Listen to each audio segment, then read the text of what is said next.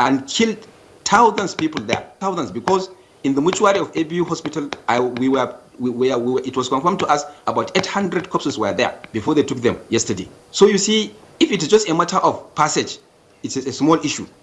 Then they encircled the place and then went after the sheikh, which means it has already been planned that they want to attack the whole movement itself. That is why they even went to the Sheikh Zakzaki's house. The question will be, why would the Nigerian army want to do that?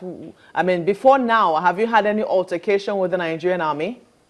You know, throughout the course of the movement led by Sheikh Ibrahim al-Zakzaki, there are times when the authorities do think that the movement is a threat to them. But in reality, we are not a threat to anybody. And the last one, the problem we have with the military was when they attacked a peaceful procession where they killed about 34 Muslim brothers. When was that? That was in 2014 during an Qudus Day procession in Ramadan. I think July. It should be July. But it was in the news. Everybody knew that they opened fire on the procession. Just a contingent of army, just like these people. They came and opened fire and killed many. Mr. Musa, there have been some allegations that the Shiite sect do not respect any authority, that they do not consider the Nigerian authority over them. Is that true? It's not true, because no society can exist without an authority. But what we are calling on people is to understand their right, that there are laws and orders made by Allah subhanahu wa ta'ala that should be upheld in any society. But to say that you do not that there is no authority on land, it's not possible. How can a group of human beings live without an authority? But there should be another authority of Allah subhanahu wa ta'ala that should conduct the affairs of people. And this is what we have been saying for the past 40 years. So there is no reason why we should be a threat to anybody. We are only preaching to people. We are not forcing people to do anything that they don't want to do. So you recognize the authority of the Nigerian government? I don't know what you mean by recognition, but we know it exists. Do you respect it? When they say don't pass here, do you respect them? Of course, if it is not contrary to Allah's law.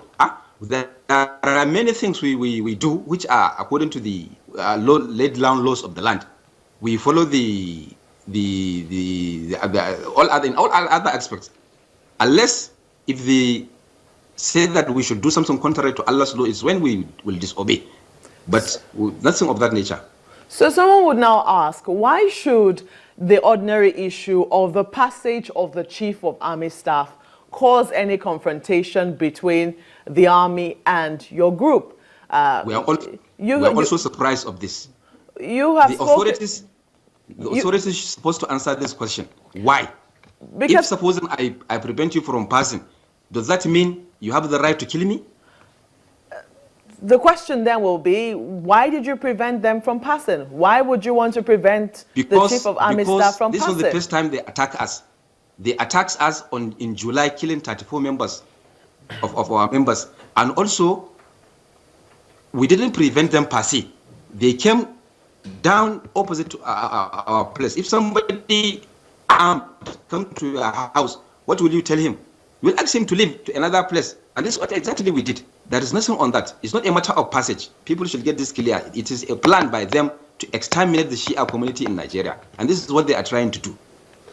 And Allow we me know come in here. probably it might be... Just a moment, Musa Ibrahim. You said something about that particular video. Let's go to that video which the Nigerian Army has brought out. You saw the video. I saw the video. There was a long discussion between the brothers yes. and the Nigerian military.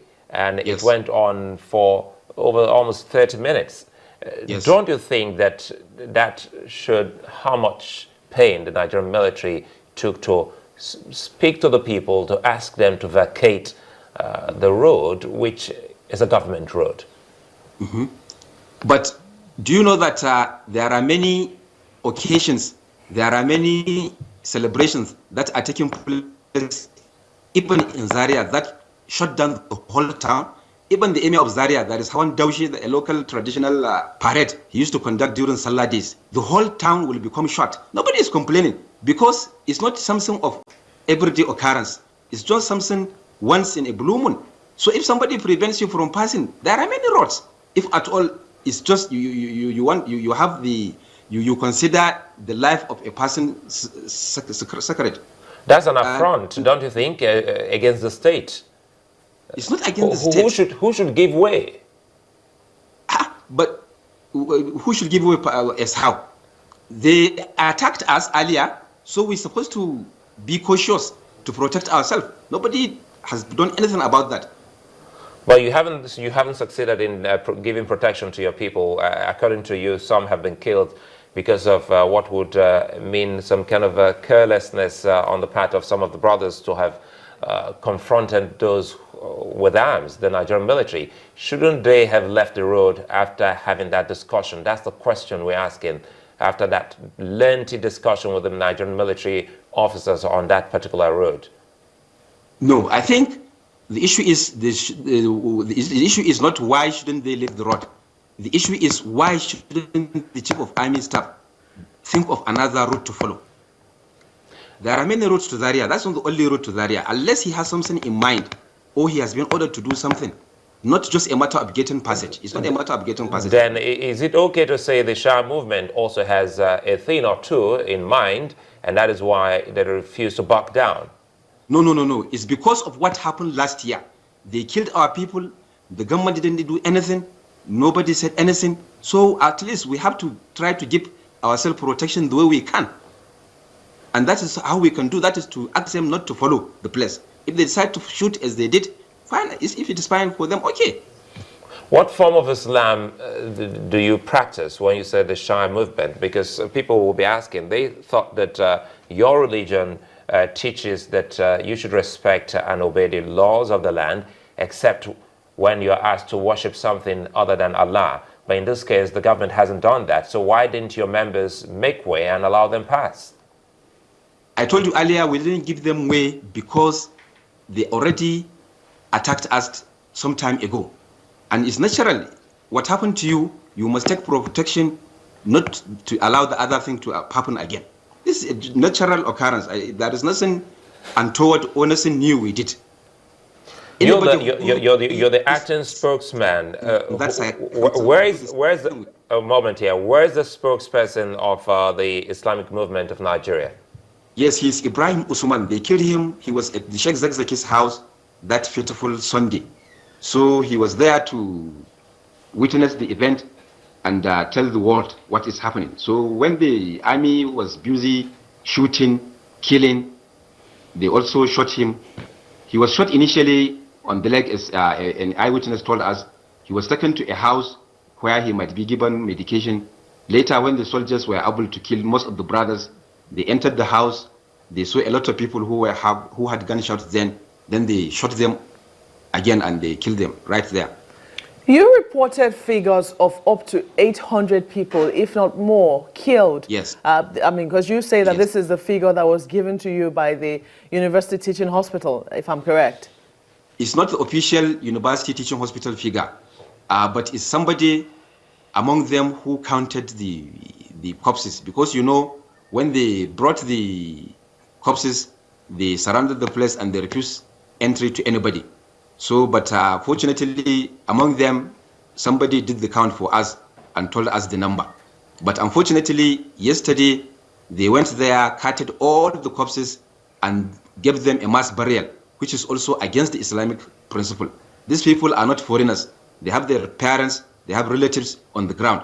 At least, after doing what they did, they should have given us the corpses so that we give them a proper Islamic burial. But they didn't, because they want to hide out their atrocities. In this matter, I'm telling you, they killed thousands. It's not a matter of hundreds. They killed thousands, but they want to hide it. So, not hundreds, because the figure from the hospital, I think, was about 61. And if you say officially it's 170 something. 170. I had it officially from in one of the news broadcasts. But you believe that the figures are in the thousands. Is Now, in the southern, because if you look at that video released by the army, those crowd you saw are in the Husseiniya, and that crowd is over 1,000. And those people were did you get permit from the police to block that road? It's a spontaneous event. It's not a matter of you go and ask the police. What I'm telling you is the army came to our house. I think careful studies, you don't have to be a member of Shia movement for you to understand how they move. You plan your movement, you plan your activities, you have your events, you have your birthdays, you have those you deify and you respect, and you know when events of such is coming. And if the Sheikh is going to have a lecture in the Husseiniya, as you said, possibly on a Monday or on a Wednesday, you definitely will know that the lecture is going to come up.